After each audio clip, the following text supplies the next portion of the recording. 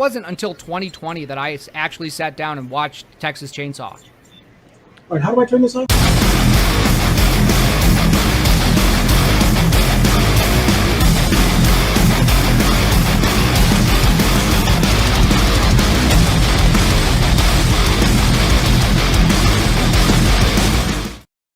Well, that was the wrong intro, but we're here. Oh yeah, huh? Sorry, I just gotta delete that out of the actual thing. It says new intro. I don't understand why. Whoops. At least it had the name on it. It had the right name and it had the right people. It's all good. It's funny though that it mentioned Texas Chainsaw Massacre, because actually I went last night because they're doing a 50th anniversary showing of it. Yeah, for a couple nights this week, and I caught one last night.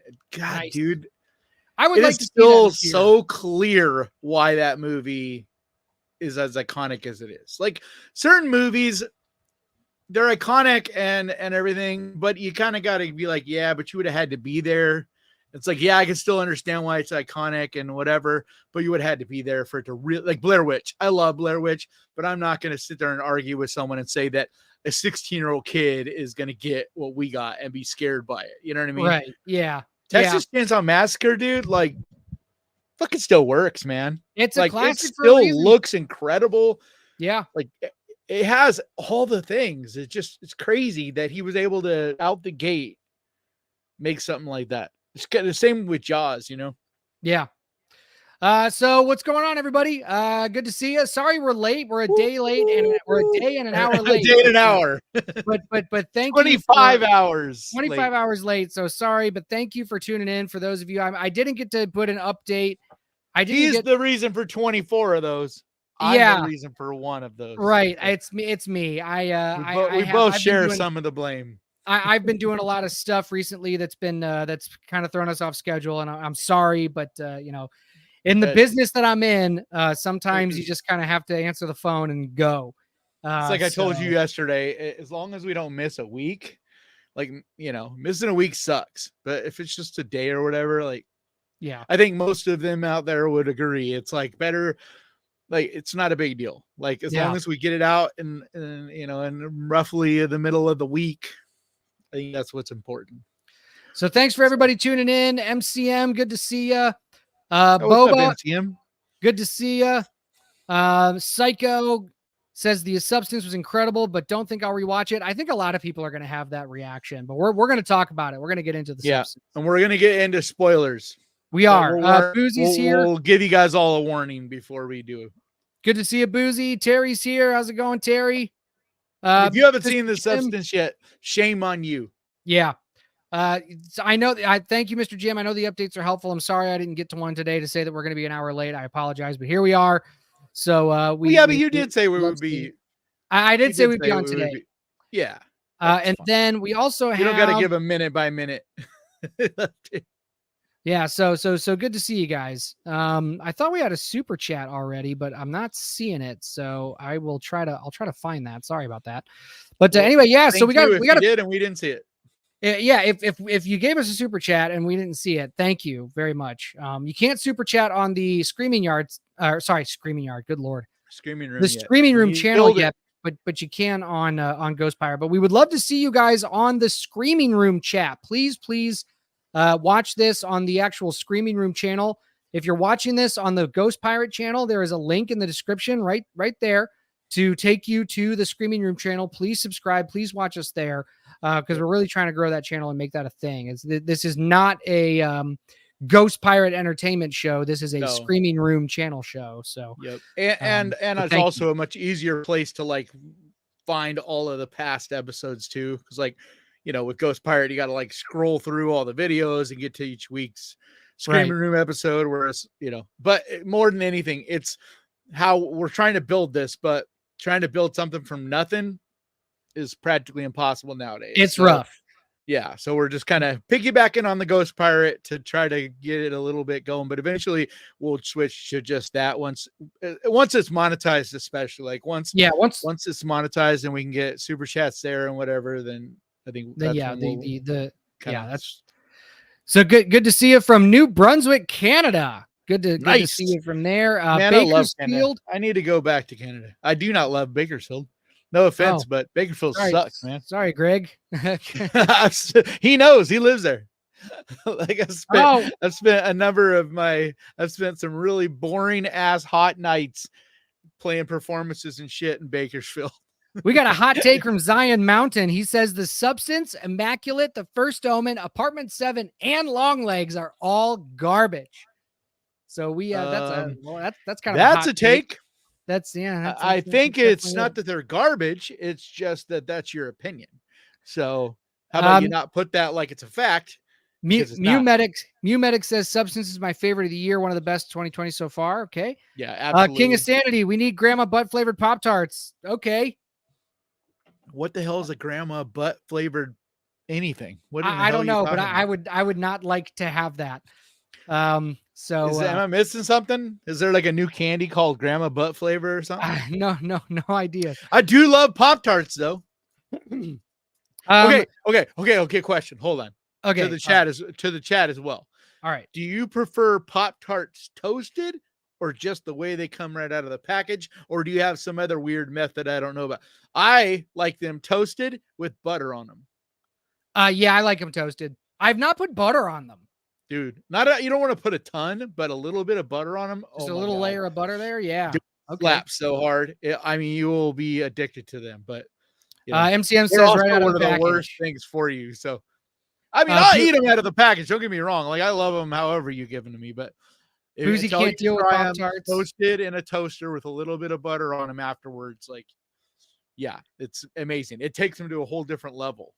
Zion says, sorry, guys, can't stand modern filmmaking. What don't you like about modern filmmaking? Talk to us. What don't you like about it? Why are these movies especially the Substance, man?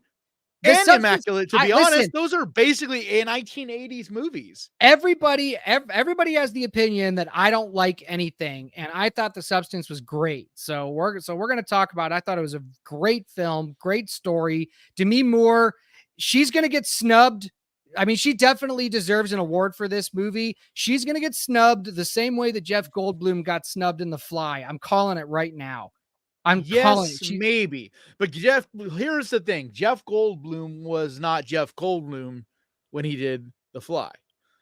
Demi Moore is Demi Moore. And from things I've heard, people in the industry, they want to give her an award.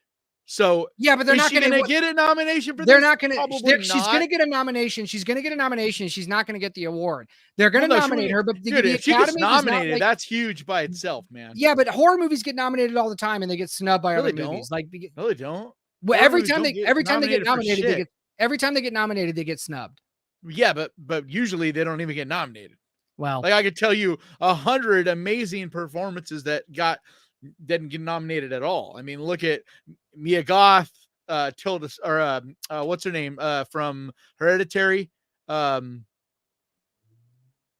man, the mom in Hereditary, that actress, like that role. I forget her name off the top. Like she should got nominated for that. I mean, like there's literally hundreds of performances that don't even get nominated. They don't even get mentioned at the Oscars at all. So if it gets a nomination, I'll consider that a big win. Toni Collette, yeah, Toni Collette. But I think there is a chance. I mean, she definitely won't win. There's no way this movie will win really anything, but it does have a chance to get some nominations. I mean, I think it should win at least special effects. I know, but it goes so hard.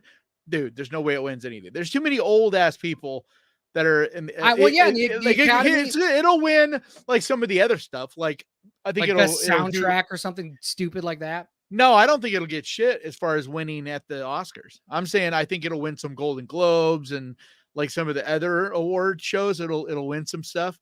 Yeah. But I'll be shocked, man. Because everything everywhere all at once was insane. Yeah. But great movie.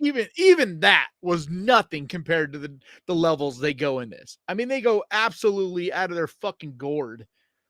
Like every time you think that it couldn't get any more crazy and wild, it's like, nope, hold on. And you go to another level. I mean, we'll talk about it. It had hit its peak like 3 times. We'll talk about it. I honestly think this movie, it's going to be between, and again, it depends on how good Nosferatu is, but I think between this and Nosferatu, those are going to get my 2 top of the year.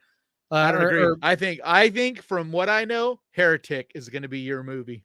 You think so? You think Heretic? That's heard another one I've been looking forward to. Cody Leach said it's the best screenplay he's seen for a movie in like 10 years. Oh, right on. Nice. And for Cody, who is someone who's very story driven, like him and I agree on a lot of stuff. Yeah, like I'm visually driven, whereas you're more story driven. He's more towards that side. He's visual stimulated too, but like, if there was a side, he'd be more into the. But yeah, I mean, I've heard not just from him, but from everybody that I've heard that had seen it that talked about Heretic, like they were just blown away. Nice, like, so well written. The Substance is a good film. It is a good film, but we're going to talk about some other stuff first. First thing we're talking about, let me pull this up. For those Chucky fans out there that have been watching, crap, I didn't, hang on. Sorry. I pulled this up in the wrong browser. StreamYard does not like Firefox for whatever reason. And that's my main browser. So it doesn't like sharing stuff. So I gotta pull everything up. But yeah, for those Chucky fans out there that have been watching the Chucky series for the last 3 seasons, it unfortunately was canceled this past week. It's crazy because it sounds like the people involved were actually surprised by it. Like they didn't expect it to get canceled. And I'll get into some of that after you read this article, because I don't know if it'll touch on everything or not. But so this says from Bloody Disgusting, Chucky canceled at Sci-Fi and USA after 3 seasons. Says this Friday brings the saddest news to the Chucky fans. Variety reports that the series has been canceled. The horror comedy series aired on both USA Network and Sci-Fi. According to Variety sources, there had been discussions of bringing the show back for an abbreviated final season or even a wrap-up film, but ultimately to no avail. Quote, I'm heartbroken over the news that Chucky won't be coming back for a 4th season, but I'm so grateful for the killer 3 years we did have, series creator Don Mancini said in a statement. What? Mancini. Oh, it's Mancini? It's not Mancini? Yeah. No, it's Mancini. Sorry, Don. Don Mancini said in a statement, I'd like to thank UCP, Sci-Fi, Peacock, and Eat the Cat, our awesome cast and Toronto-based crew, best in the business. And finally, to our amazing fans, a big bloody hug. You're incredible. Hashtag Renew Chucky campaign really warmed Chucky's cold heart. Chucky will return. He always comes back. Chucky season 3 recently sliced its way onto Blu-ray August 13, 2024. Chucky season 3 finale ended with the lovable killer doll breaking the 4th wall and directly addressing the fans, officially announcing that, well, he was returning for a 4th term. Well, it appears he won't get that 4th term. That sucks that they filmed that and then then it got pulled. That sucks. He'll be back. Don Mancini promises. Brad Dourif, Jennifer Tilly, Devin Sawa, along with Laura Jean. Oh my God. Coro Stets. I can't. I'm sorry. You don't got to read them all, man. All of these people. Yeah. The hit horror series was produced by UCP and was executive produced by creators Don Mancini, Nick Acosta, Alex Hedlund, and David Kirshner and Jeff Renfro. When Bloody Disgusting spoke with Brad Dourif and Fiona Dourif during season 3, they teased Mancini's planned 4th season. Brad Dourif emphasized, and you should hear the pitch for season 4, but you can't. But that'll be even better. He keeps topping himself. Fiona Dourif added at the time he topped himself with the story concept for season 4. I hope to God we get to do it. Yeah, he told me about it on my birthday in a restaurant, and I was howling. I hope we get to do it. So that sucks. But did you see the show at all? I have not seen one episode of this show. I've watched all of the first and most of the second. I don't think I finished the 2nd season, and I definitely haven't watched the 3rd season yet. But yeah, I mean, this is a bummer, but it really isn't, because there's been talk from everywhere that they're working on making another Chucky movie anyway. So I don't know if they'll continue off where the series left off, like that cliffhanger or not, but there's also a lot of rumors that Netflix or Hulu or one of those could pick up Chucky as well. Okay. I mean, because it's you already got a ready-made series, and he's already got a whole script and everything lined up for a season 4. So, and Netflix especially has done that before, like they did with Cobra Kai and lots of other seasons. Actually. Oh my God, Cobra Kai is such a good show. There's a lot of series that they'll buy, the backlog, and then they'll also make a new season of it. So I wouldn't be surprised if you know, no matter what, I would be shocked if we don't see a movie within the next couple years. Like someone's gonna, you know, they're gonna jump on that before it's too cold, you know. Yeah. Because what's weird is it had its highest rated this past because they ended up releasing the last season in 2 halves because of the writer's strike. The second half wasn't finished, and so they just released the first half like at the end of last year, and then released the second half like earlier this year. And what's crazy is this second half of this last season was the highest rated they had of its existence. And so it's weird. And the word was that USA basically said that their upper management are wanting to lean more and put their resources more heavily into reality TV. Ah, boo. Because it's cheap to make. That's why. Yep, it is. Fucking bean counters.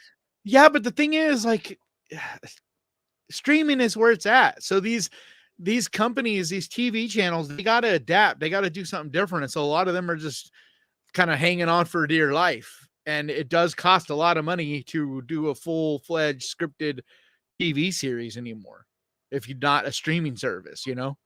Yeah. That's Bruce why I think we'll end up seeing it on one of these streaming services instead. Bruce says Chucky deserved to get canceled. Last season was a train wreck. I heard that too. A lot of people were disappointed in the last season. Man. Even though it was so highly rated, the last season, everybody said, like, you know, the first 2 seasons were great. The first season, especially, the first season was fantastic. Like, I honestly think it's the most I've enjoyed anything Chucky in like a long time, since probably Bride. I've not been a Child's Play fan. I've never been a huge, but like I've never been a huge fan. I know it's a really popular, you know, franchise, but just I just have never been a huge fan of it. That's why I didn't watch the show. But I mean, if the first season's good, I'll check it out. But that remake, I couldn't fit. I turned off the remake, the 2019. The show's remake. Actually really good. Yeah, the remake's garbage. No, this is God. Like, this is actually really, I mean, the first season especially is really good, man. Like, the story is what's so good about it. I mean, it's kind of almost like, you know, Chucky's in there and he has these fun quips and things here and there. And he's just kind of this looming threat. But what's really good about it is the characters and the way they're developed and the whole story arc of everybody. And it's about, like, the main character's this teenage boy who's gay and basically learning about all of that and trying to figure out who he is. And like, so it's a really interesting kind of because Don Mancini is famously gay. And so it's kind of almost, gay. Yeah. I mean, like, he is very boisterous and a big supporter of it all. Like, you know, famously as in like, he's I understand. It's just a pioneer of one of the people in Hollywood who's, you know, bold and brave and out there, you know? Yeah.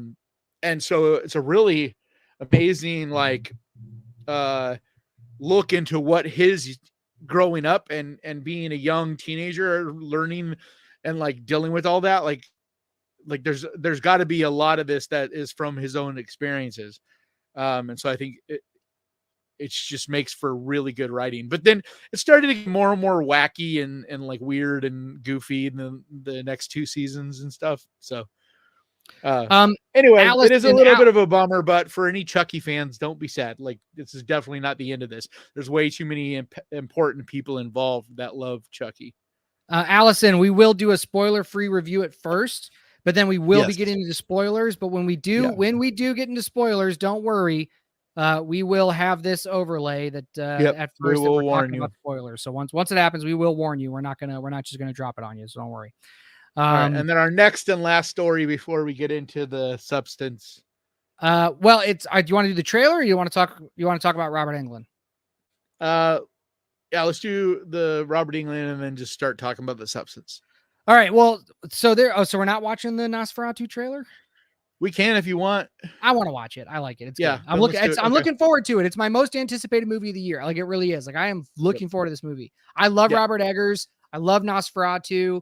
I can't wait. I to mean, see this it. is the best looking a movie has ever looked in a trailer, in my opinion. Yeah. Like, if it's not amazing, I will be surprised. I will be very disappointed if this is the egg that Robert Eggers lies. I'll be pissed. Y'all will hear about it on my other channel. I will be mad. But anyway, yeah. So Robert Englund, I couldn't find the article, but he has confirmed he is too old to play Freddy anymore. So anybody that's he did an interview.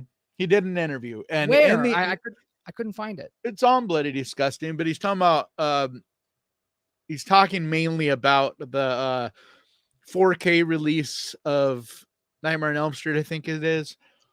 But in that interview, he talked about, he was asked, like, once again, because not too long ago, oh my God, I'm just brain farting.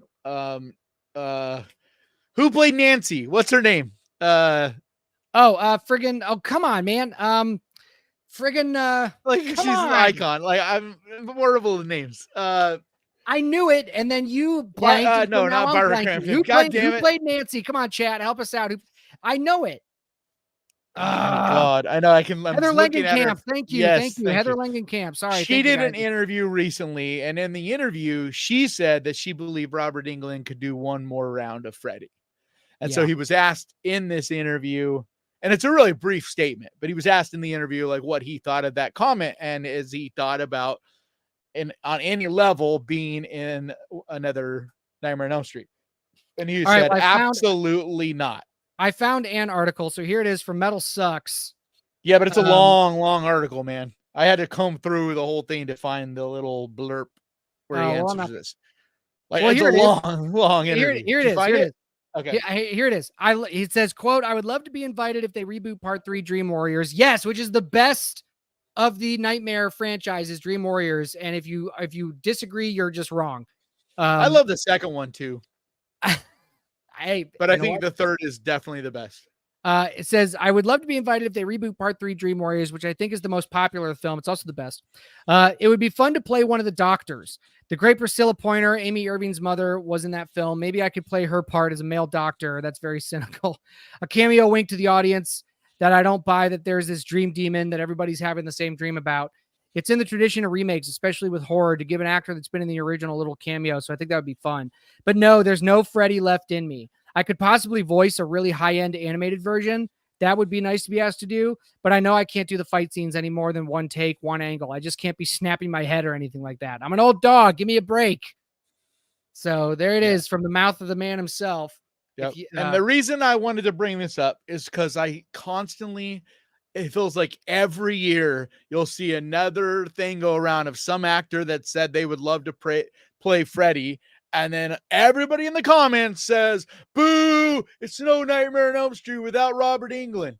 And it's like, you guys got to get over that. Like, he's not ever going to be Freddy again. So we either don't ever have a Nightmare on Elm Street again, which that's fine. It's fine. Or we recast it. And I think we need to recast it. Yes. For one, it's the best way to give him a fun cameo send-off. Like he said, it's kind of tradition that the original guy gets to be in one last one as some other character and gets like that fun send-off. And if we don't hurry the fuck up, because a big part of the reason why they have not made one is because they don't think it's going to be successful because of how badly people dumped all over the last remake of it. Yeah. And I don't think it had anything to do with who played Freddy, though. Because I think, what's his name? No, I thought he did a great job. He did great. Yeah, I think Jack Earl Haley. Yeah. I don't think it had anything to do with that. I think it had to do with the tone. Yeah. I think because there's some franchises, like Evil Dead is a good example, where Fede Alvarez was able to remake Evil Dead and take it deadly serious. There's no camp to it. It's not funny, but it works, right?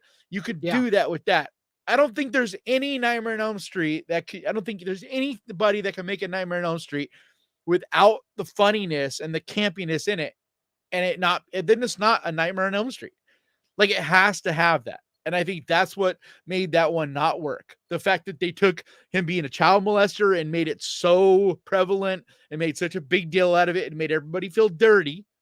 And then there's no real humor and no real fun in that movie. It's just a dark, upsetting kind of movie. And it's like, that's fine, but that's not that's not a Nightmare on Elm Street. Yeah. Yeah, no, I agree. So that's it. All right. So let's get into the final trailer of Nosferatu. I doubt it's the final, but you think they're going to do another one? Definitely. It doesn't come out to December. They'll do one at the beginning of December, either late. They'll actually, you know what? They'll do one right around Thanksgiving, so that they can have it playing for all the big Thanksgiving releases. Yeah, you're probably right. So let's watch. I don't want to watch that because that's the one that if they do end up showing him and give away too much, that's the one they're going to do it in that. Yeah, no, yeah, that's the one. And this one, it's like plenty of a trailer. It's a full blown trailer, but it doesn't give away really anything that you wouldn't already kind of like. If you've never, this is a warning to anybody watching this. If you've never seen Nosferatu or Dracula, then you probably shouldn't watch this. Right. Like if you've seen those movies, then this is basically that. It's that same story. Nobody should be going to see this because of like not knowing this story. You know what I mean? Like you go to see this because of the look and the nuance and the little changes they do make to the story. But for the most part, I think everybody going to see this is already going to know the basic story. All right, so let's hang on, give me 1 second. All right, let's get into this. Here we go.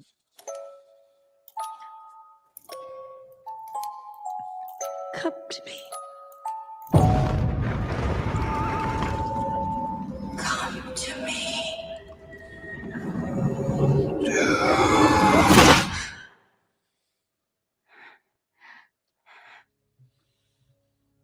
I've never shared my secret with any soul. You've had these spells since childhood. Tell me what you can from the beginning.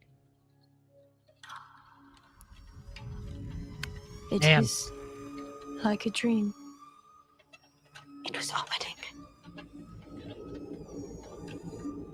When we turned around, just the everyone sound was dead. design alone already, you can tell from the trailer. Like, I can't wait to see Willem Dafoe in this. It's just going to be so creepy. Horrible. Standing before me was this shot. Sorry, I need to. This is such a great shot. It's fine. I have to always cut out this whole section anyway. So I know, but I just want to look at this. I just want to look at this screen grab. This is menacing and terrifying, especially with the wolf right there. And the way that he's just standing there, like the wolf just like slowly kind of lifts its head, to look at you. It just sends shivers down my spine. That's what I mean. Like Eggers knows how to let things breathe. I know. Like there's like this in the sound design, in the pacing of it, in the lighting of it. It's like everything. It's like he just finesses it like a musical instrument. Yeah. No, I love this. death. But I'd never been so happy.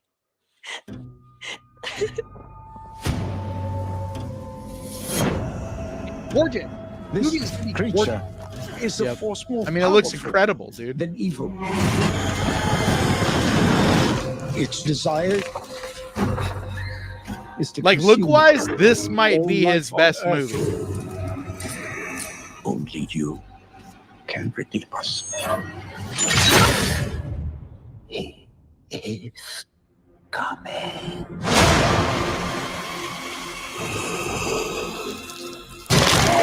There is a devil in this world, and I have met him.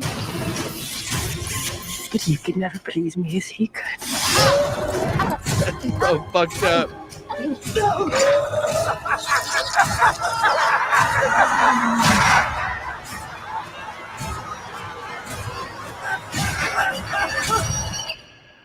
That shot is fucking dope. Yeah, the with shadow the hand. of his hand going across the city. Like, holy shit, that's sick. Look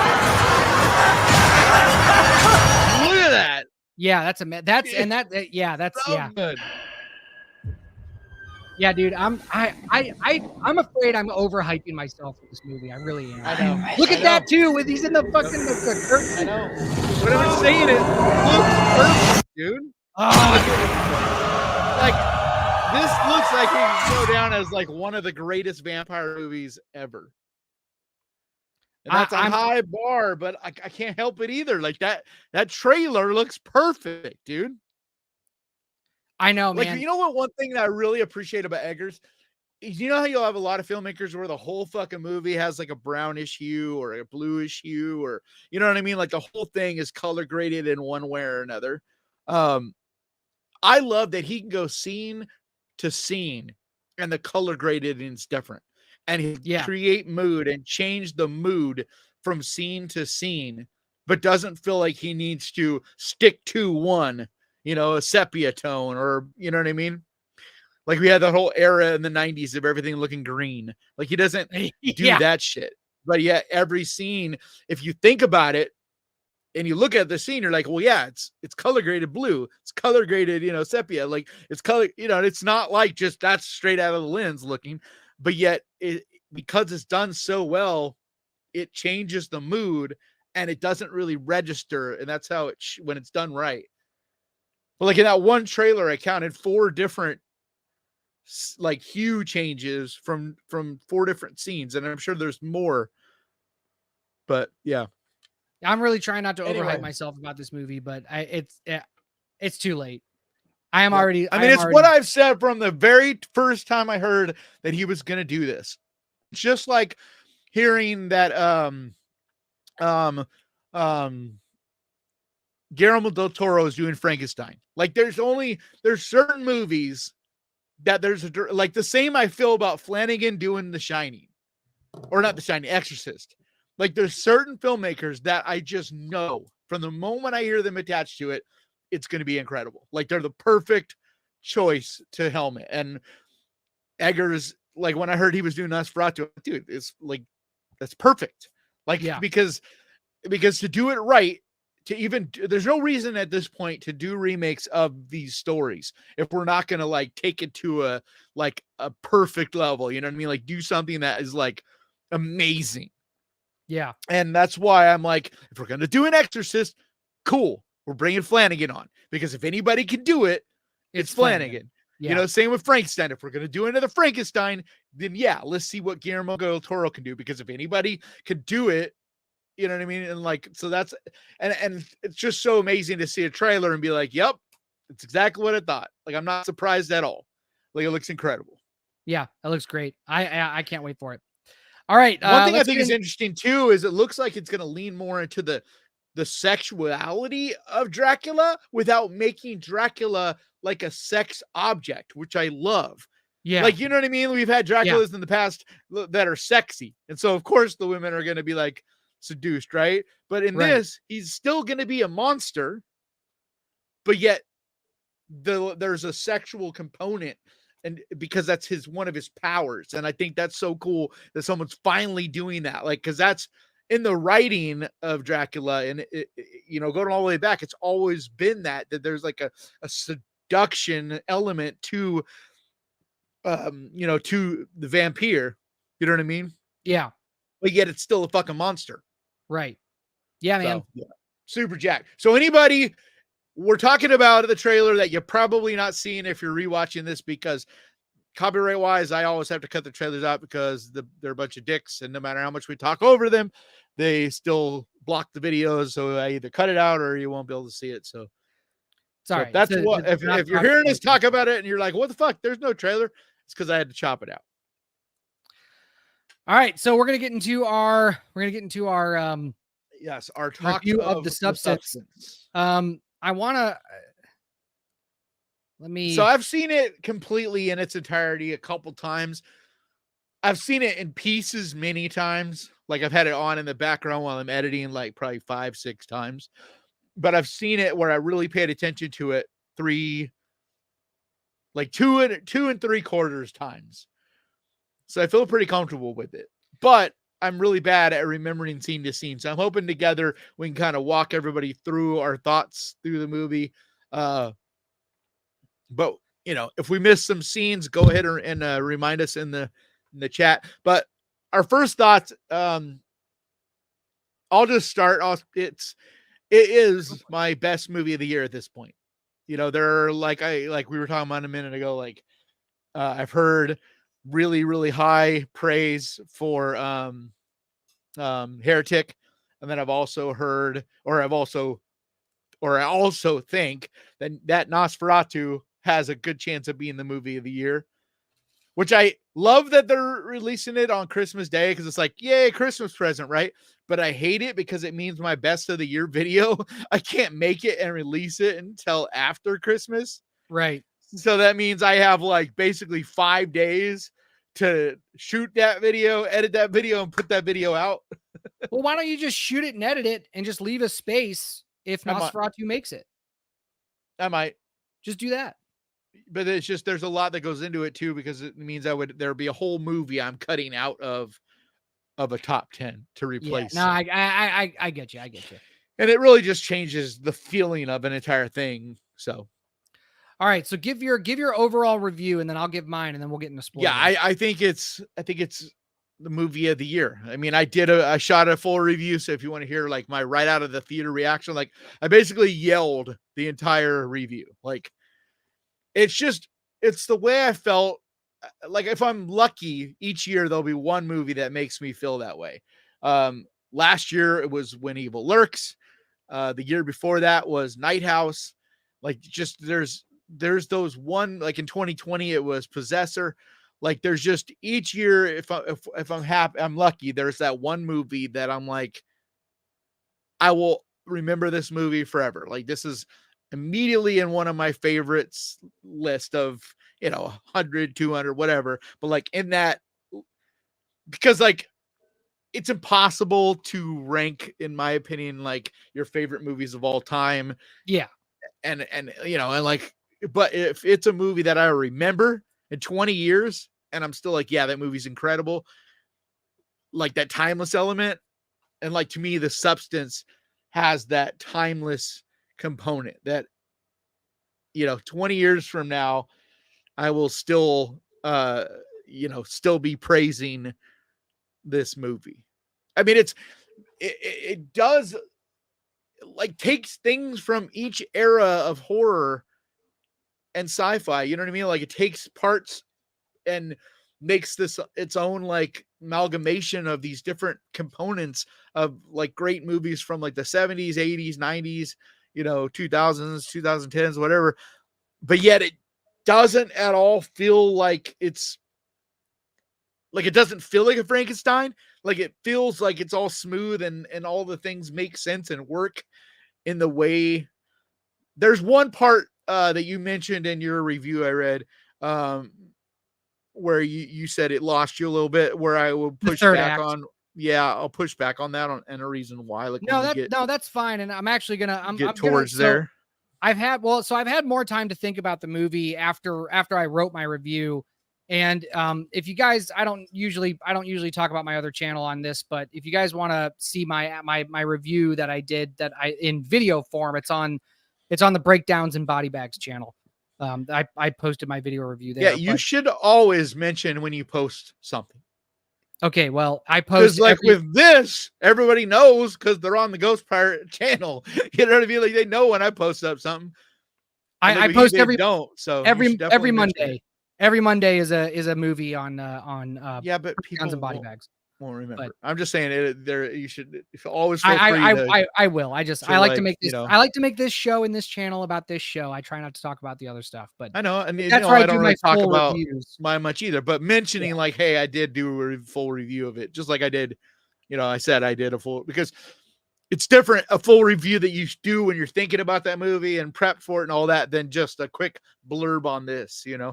That's why I mentioned, like, if you want to hear my full 20-minute long review of The Substance, like, go watch the video. So, okay, well, whoops, sorry. So I put it in the chat for everybody. If you want to go, that's where it is. That's the channel, Breakdowns and Body Bags. But anyway, so my spoiler-free review of this was is this is a great story. And this is a great, honestly, I thought this was a fantastic hit piece on the state of Hollywood and just the dogmatic obsession with like physical appearance and just how Hollywood doesn't care about anything besides what you can do for them and how they can exploit you. And how they can exploit you is through being young and beautiful. So, are you familiar with Cubism? Yeah. The art form. Yeah. In Cubism, the idea was to be able to look at a one-dimensional object, but see it in all its dimensions. And this movie feels like that, as in there's multiple angles to this. It's wild to me because you're 100% right with your take on that, but there's also we're to blame. Like, you know what I mean? As the audience, we're to blame. No, as the audience of movies, we're also to blame. And this movie, like, you know what I mean? This movie kind of like confronts that element as well, that it's not just Hollywood and it's not just the person who, like in the movie, Demi Moore is struggling with her beauty and losing her beauty and shows she's willing to do whatever it takes to save her and give her a little bit longer, one more shot, whatever. Right. Right. But, so she's the ironic thing about it is that Demi Moore is a beautiful woman. Like she's still gorgeous, you know, at her age. And the fact that she's so obsessed with it, being the age that she is and thinking that she's not, and not even trying to age gracefully as she has done. Her character is like, I need to do this. That's what I think is great about having Demi Moore play this role, because Demi Moore is, you know, we know she's had surgeries, you know, we know, and so I know, like, what's amazing about this is, you know, that Demi Moore is playing herself in a way in this as well. Like, not an actual version of herself, but like almost like that devil on the shoulder self where, she, absolutely. You know what I mean? Like, she wouldn't go to that length, but she could see herself, you know, and I thought of Madonna immediately. Like, I felt like Madonna where, like, for a while she looked like a fucking monster, dude. Like, I don't know what happened.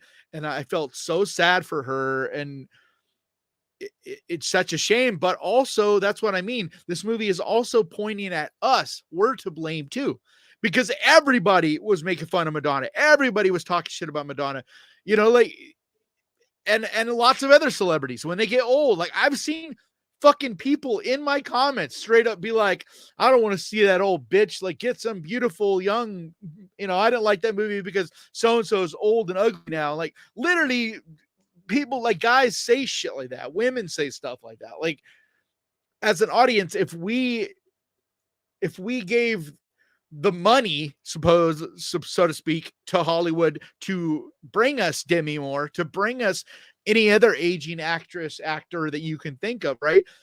We're the reason. Hollywood isn't just evil. Hollywood is about money. No, Hollywood is evil. Yes, but I said they aren't just evil. Like, are they evil? Yes, but it's not just that. It's about money. It's like I argue with people about Disney all the time. I'm like, it's not that Disney has some agenda, dude. Disney's agenda is money. Hollywood's agenda is money. Well, I don't know. Do whatever they got to do to make money. I don't know if that's true, man. Disney has not been making money for the last like 3 to 4 years. It's why they're changing. It's why they're changing. Yeah, but I don't think it's because they're not. Well, okay, so that's why. Like, they don't care, dude. They're not, like, just like the people that say, oh, applaud Disney for doing some whatever, right? Having a Disney princess that's black or whatever, right? Just like, I don't believe you should applaud them. I also don't think you should throw stones at them. They're a business, and they, just like any other business, they're just wanting to make money.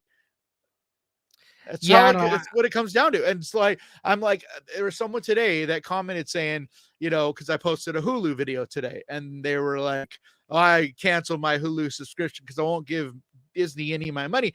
And I was like, that's fine, but that is not really going to affect them. The way to affect Disney is like and watch the things you like and that you support, and don't watch and don't like the things you don't support. That's how you but change what audience, Disney's doing. Yeah, but that's what audiences are doing, and that's why Disney's losing the money that they are, is because they're like exactly, and that's why they're changing. They make this look at the drastic changes that are going on in Marvel. Well, I mean, supposedly, we'll see. But it's just all that they've stuff. Been putting out like all a lot of people shit. don't think they're changing, but it's like, it's a 4 or 5 year pipeline. So it's like a change they make now, you're not really going to see the effects of for a number of years. I completely agree. The Hollywood is always 5 years behind what the zeitgeist did. Like, I completely agree with you. But how you see they're changing though are the projects they've canceled. That's how you know. The ones that they've just straight up shelved. Yeah, no, you're absolutely right. That's how you know there's changes going on. But they've come out and they will immediately, like, their shows and movies don't even come out and they're already attacking fans.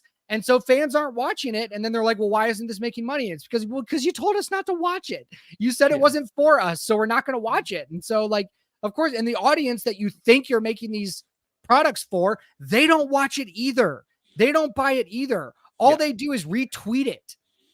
And so, like, you're trying to appeal to, they're becoming like, a laughing stock, like a 0.5% of the audience base that don't even watch your shit anyway. And but so, the reason that they did these things in the first place, like all the woke agenda, so to speak, the reason they did all this in the first place is because they thought that's how they could, like, they wanted to be like, look at us, we're Disney, we're doing all the, we have a biracial, like, we don't, you know what I mean? Like, everything's gay.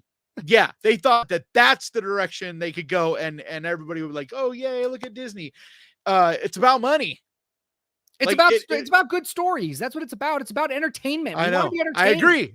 And that's why I feel like if you want to have a black or a gay or a whatever character, like, if you want to have those characters in your properties, have them. Nobody cares. Nobody actually cares about the race or sexual orientation of an actor or a character. Not if it's not what a good they story. care about is the story. What they care about is if it's a good character. They care about if it's a good movie, if it's entertaining.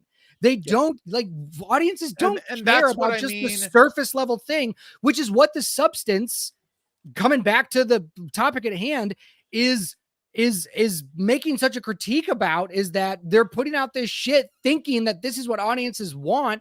And yeah, fine, you can say audiences are to blame for a certain percentage of it, but if you're not putting out good content and you think you're just putting out something that people want to see because it's just this very surface level thing, the substance is taking a direct hit at that. And it's that's what I mean, great way to do that. It's taking a hit not only at Hollywood and not only at the people who are so obsessed with their looks and feeling like, you know what I mean? Like, that's all they got. And if they lose that, then they're nothing. They have nothing left, whatever. Right. It's also at the audiences ourselves as well. And the way we treat everybody, not just the people in Hollywood, because that's what I think is so important about this movie. It's easy to talk about it in a Hollywood framing, right? Where people are all, but what about our lawyers? What about our doctors? What about our, you know what I mean? Like, nobody thinks about it, but in a lot of cases, like, there's so many women that talk about, when I was young and hot, I got a lot more, law, like treatment in law or whatever, or as a doctor or as a nurse or whatever your industry is.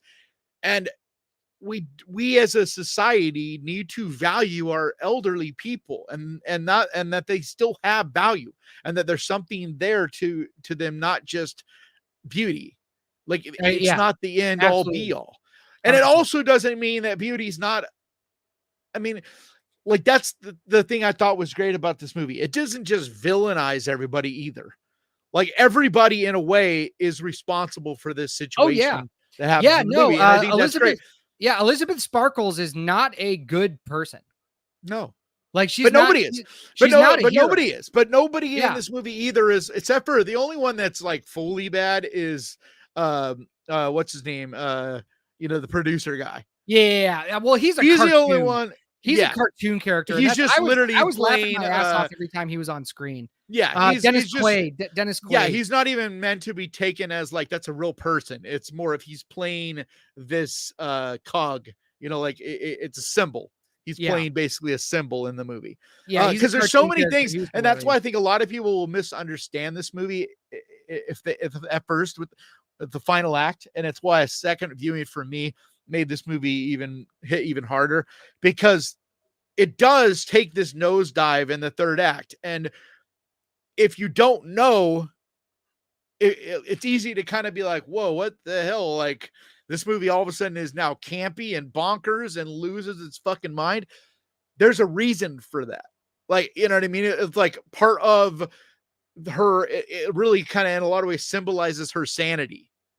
Like, this whole movie, you can easily look at it as it's an allegory, and the things that happen in the movie are not exactly it's not even the reality in the movie, if that makes sense. Like, there's a certain amount of this movie that could easily be interpreted as this is all what is going on in her head.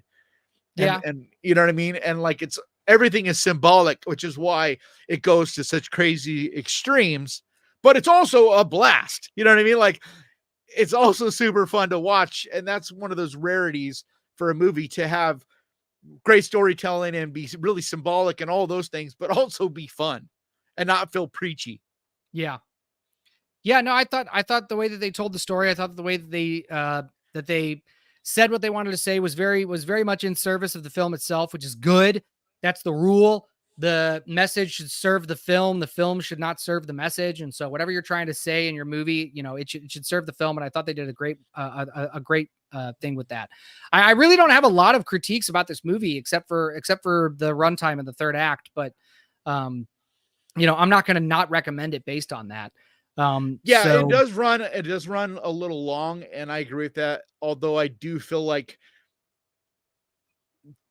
it works, even though it's one of those weird things where, yes, it does run long, and when you're watching it, you can feel that, but it also is kind of important for what it's doing. It's wanting you to almost feel like this movie is going to end now.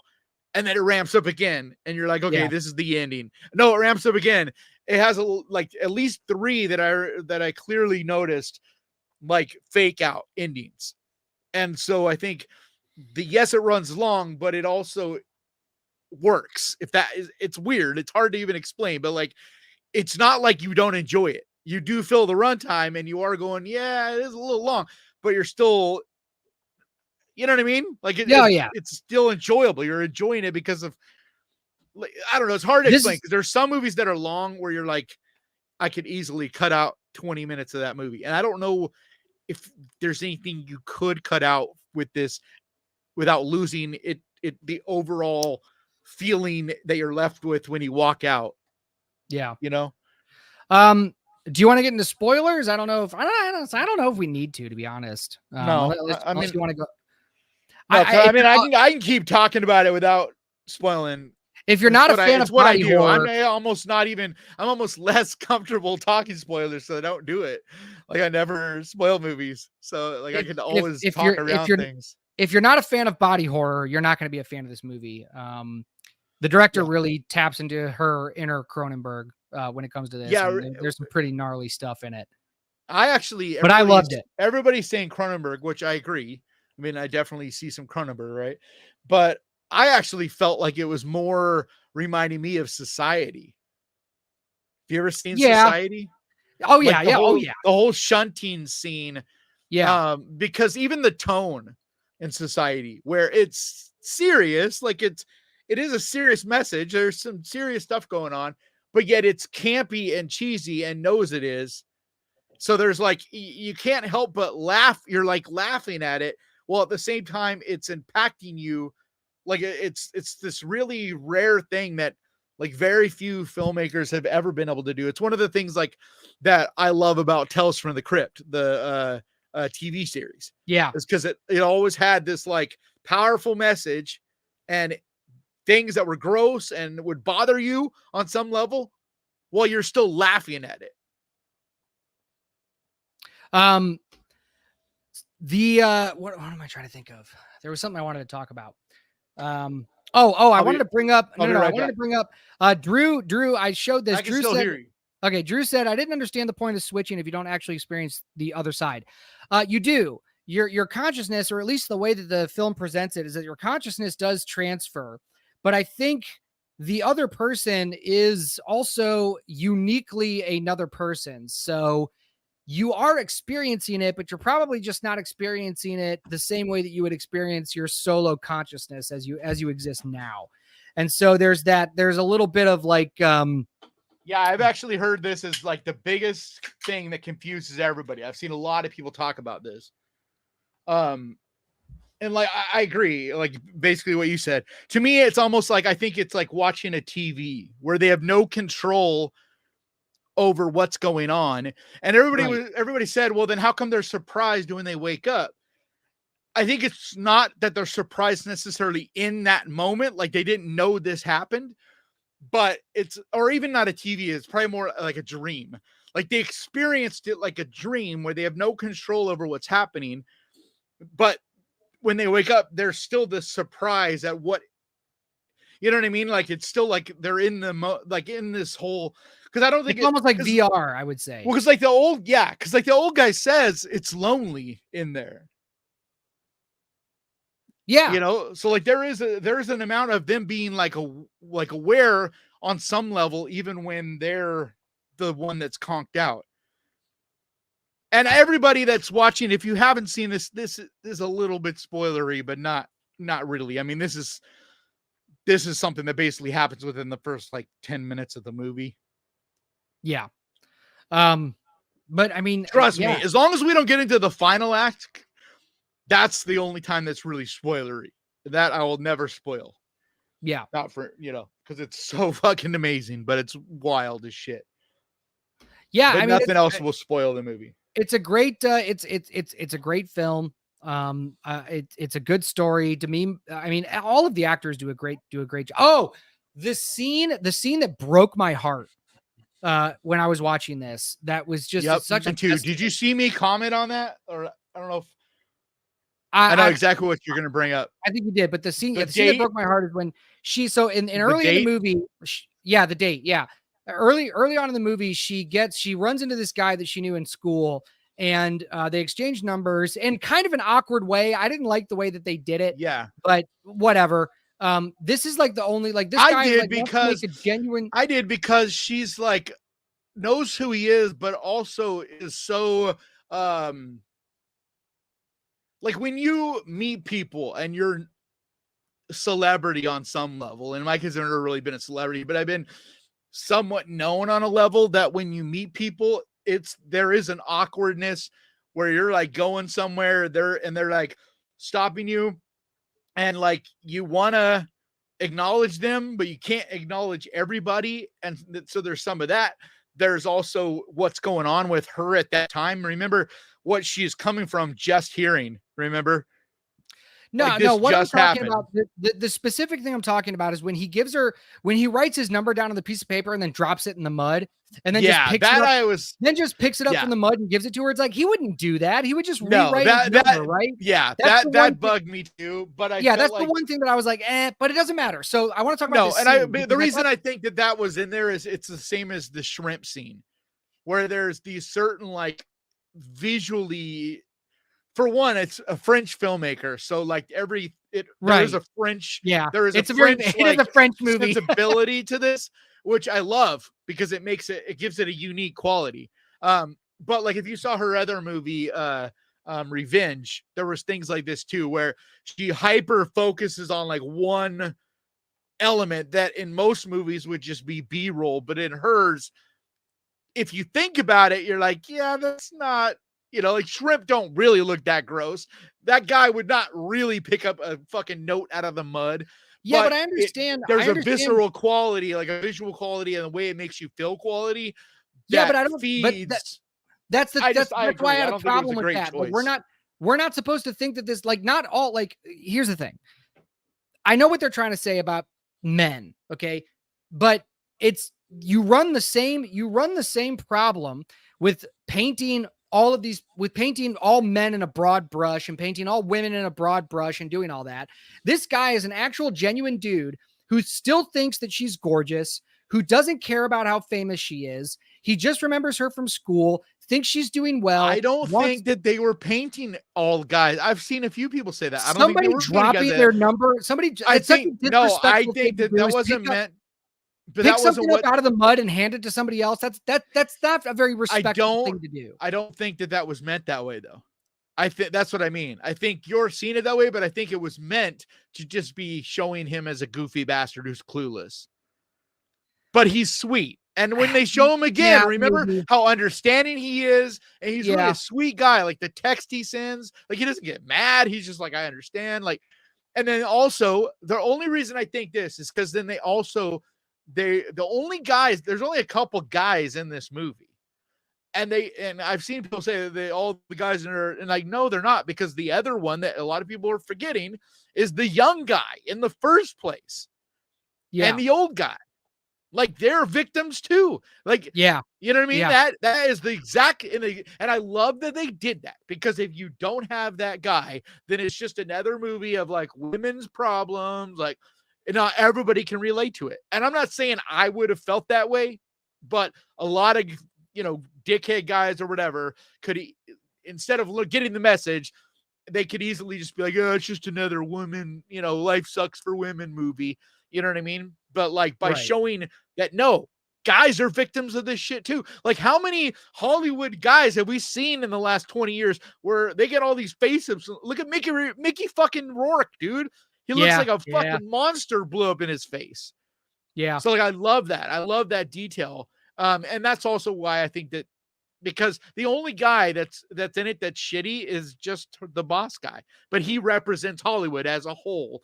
And that's why he is so over the top, because it's like, you need this one character to just, and his little fucking minions that follow him. I thought that was hilarious, dude. Like all the suits where they're literally like the minions in the movie Despicable Me.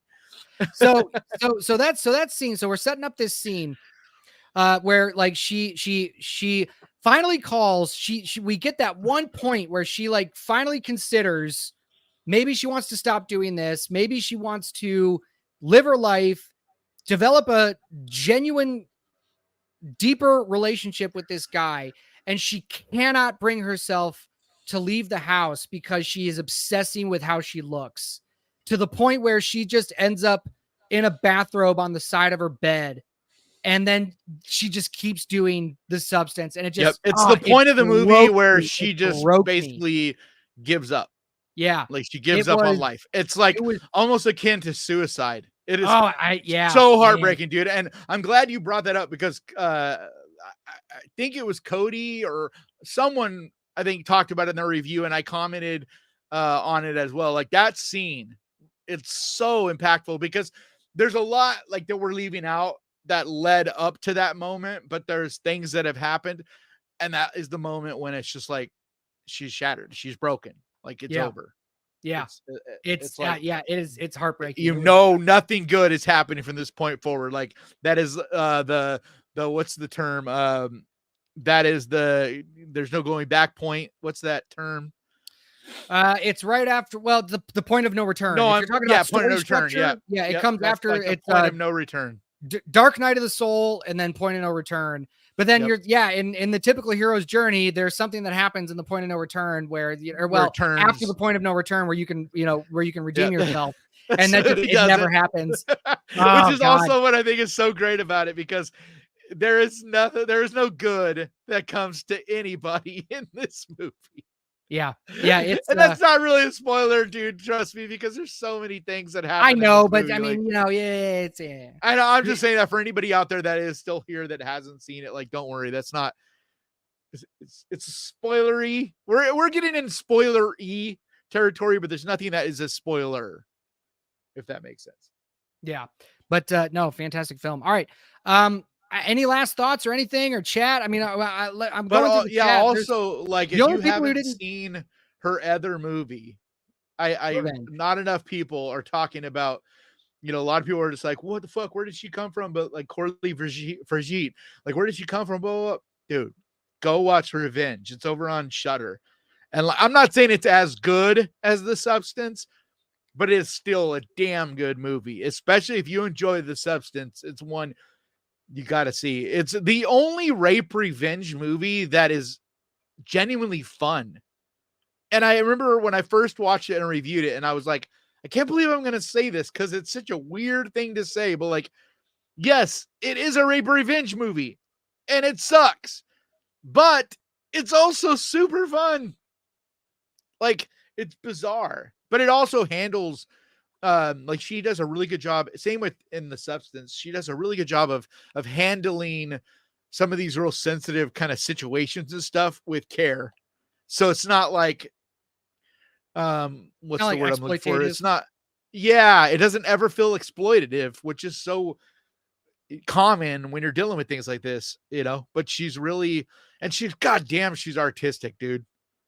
Like, the visuals, like, as someone who loves visuals, like, everything, the visuals in this, that I first think there's scene something. when she's birthed, when she births the, you know, that whole scene.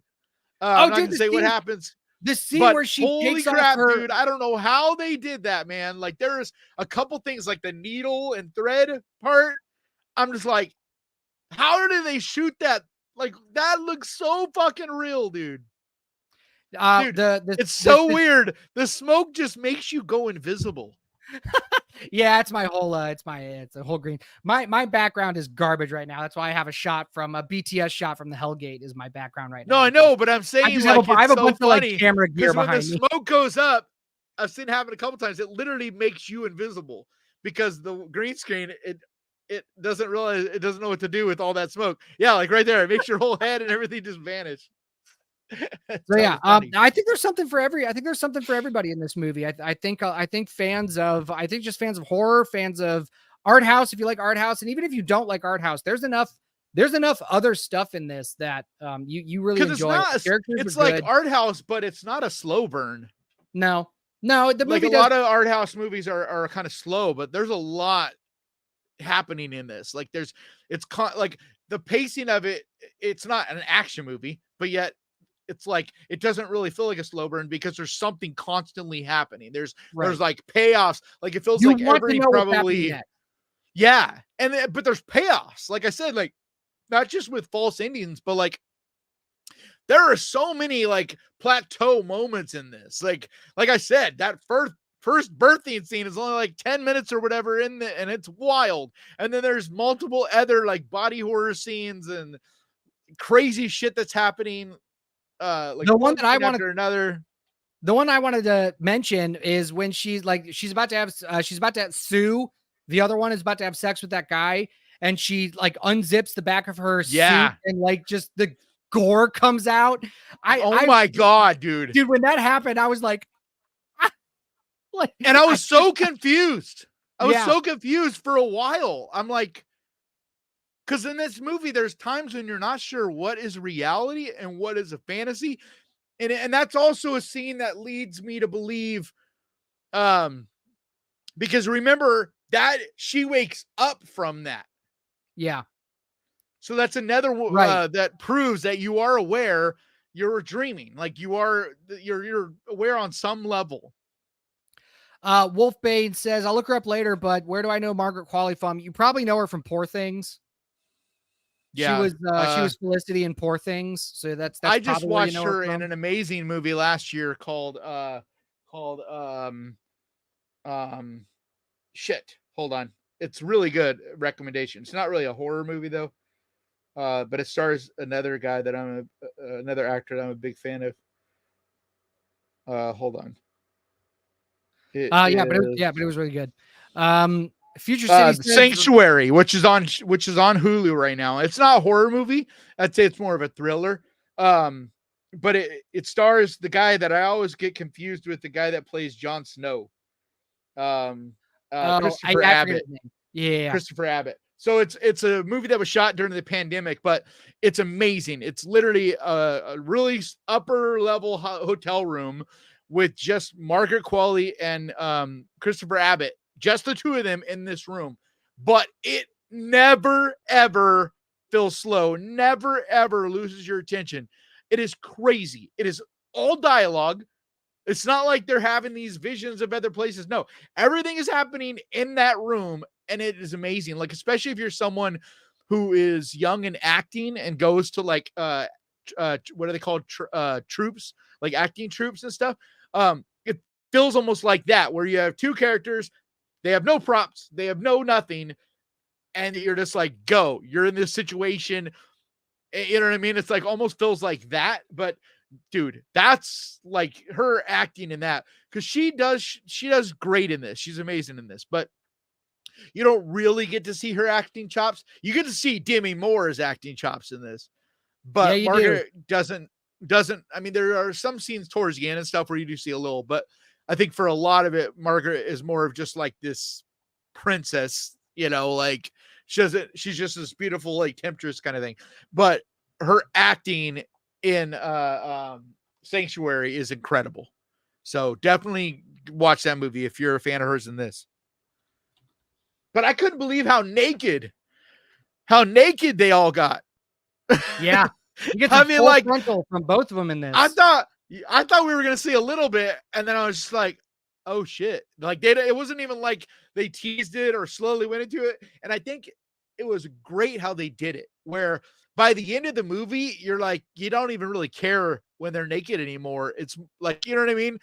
Like it loses all sense of being hot, because it's just like, it's just what's going on. You know what I mean? It's just like, there's so much going on. It's not even really, I don't know. And then the boob, dude, that is a spoiler, but oh my God, I won't say how, but oh my God, the fucking boob scene, dude. Oh man. Yeah. That was gnarly. Like, I was dying. I was dying. Yeah. That was gnarly. Because that's when the movie like totally loses its mind. Like it's crazy at that point, but that's when, like, once you see the boob thing, I'm a boob guy. Like that's I am a boob guy. And when that happened, I was like, nah, I don't know, man. Yep. Yeah. Oh man, that scene. That's one boob I won't touch. Yeah. Oh, I love it though. I love it. No, great. It was crazy because I saw it at an early screener. Like it was only like a day early, but the crowd I was there with was mostly like media kind of people and stuff, and they were stunned. Like I was laughing and just like hysterically at points and having so much fun, and I'd look around and like nobody was laughing. They were just kind of like they were just like in this stunned silence. And even after the movie was over, like there was this real quiet murmur of people just like not knowing what the hell they just watched, dude. And it was cool because it made me think like what it must have been like to see Society in theaters back in the 80s, like after that shunting scene. But like I said in my review, like this literally tells that shunting scene to hold my beer. Yeah, because like this does that insanity and then goes beyond that. Like this is there's way more scenes that are crazy like that. Like it's not just one scene. There's so many scenes. Like early on, it feels more like Cronenberg. You know, early on, the kind of body horror and stuff feels very Cronenberg. Not just David Cronenberg, but his son Brandon Cronenberg. Like I felt like the first half, the kind of body horror feels more clean and sterile, like the body horror that we see from Brandon Cronenberg. But like later on is when it just loses its mind, and it felt very 80s, 90s, like just batshit crazy body horror. Wolf, that was Demi Moore. That was her. That was both of them. No body doubles in this movie. Nope. And not just that. What happens to Demi Moore? Like there is a point in this movie when she could easily have hired someone else to wear the prosthetic stuff. Yeah. Because like I don't want to spoil this, but the levels of body horror by the end of this movie, she's basically unrecognizable. The first time you see her finger, I mean, it got me. Yep. Got me. But what I was saying is, like, by the end, she could have easily had someone else. But no, if you look at, if you go and watch any behind the scenes video and if you go to the Instagram of her and Margaret Qualley and stuff, dude, it was her. It's always her. Like she's fully made up in a super long, hours long process.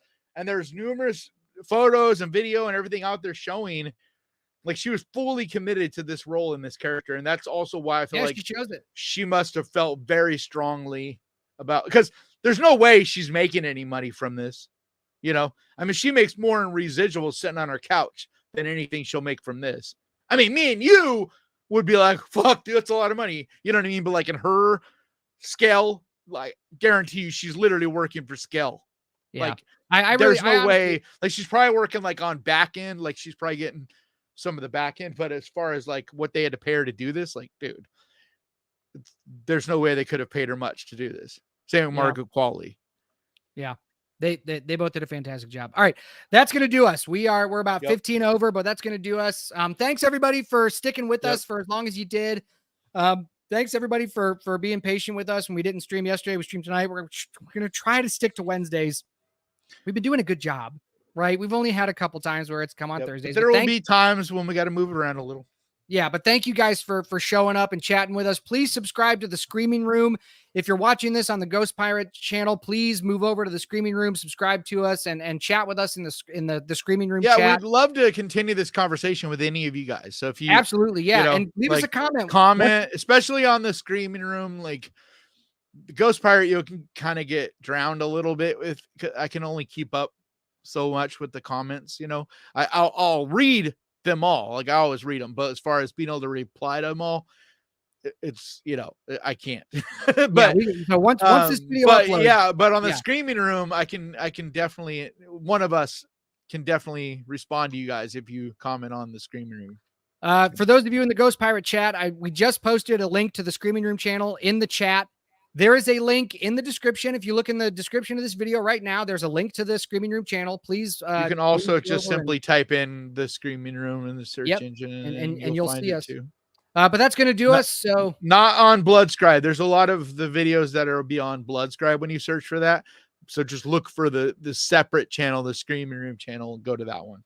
Yeah. So, and I'm going to be taking those stuff down from the Bloodscribe channel here pretty soon. But anyway, so thanks again, everybody, for joining us, and we will see y'all next Wednesday.